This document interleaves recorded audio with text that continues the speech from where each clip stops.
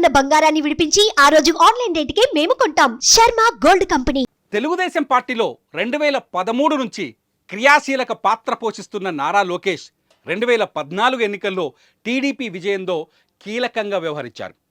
TDP జాతీయ ప్రధాన కార్యదర్శి బాధ్యతల్లో ఉన్న పోటీకి దూరంగా ఉండడంతో ఎన్నికల వ్యూహాలు, పొత్తులు, చర్చలు, లీడర్ల మధ్య సమన్వయం, పోల్ మేనేజ్మెంట్, కార్యకర్తలకు నాయకత్వ శిక్షణ ఇప్పించి వారిని భావి నాయకులుగా తీర్చిదిద్దడంలో నారా లోకేష్ కీ రోల్ పోషించారు.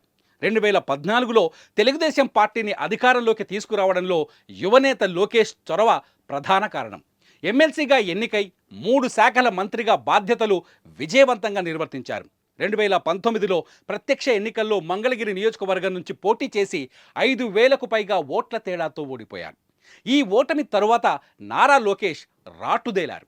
అపజయం నుంచి గుణపాఠం నేర్చుకున్నారు. ఓడిపోవటం అంటే ఆగిపోవటం కాదు, మరింత గొప్పగా పనిచేస్తూ విజయాన్ని సొంతం చేసుకోవడమని నిర్ణయించుకున్నారు. అంతేకాదు, ఆయన పోయిన చోటే వెతుక్కోవాలి అన్న నానుడిలాగే ఓడిపోయిన చోటే గెలవాలనే పట్టుదలతో మంగళగిరి నియోజకవర్గంలో పాగా వేశారు. మరోవైపు 23 సీట్లకే పరిమితమైన అధికార వైసీపీ దాడులతో ఉక్కిరి బిక్కిరి అవుతున్న తెలుగుదేశం పార్టీని నేనున్నానంటూ ముందుకొచ్చి మరీ నిలబడ్డాడు.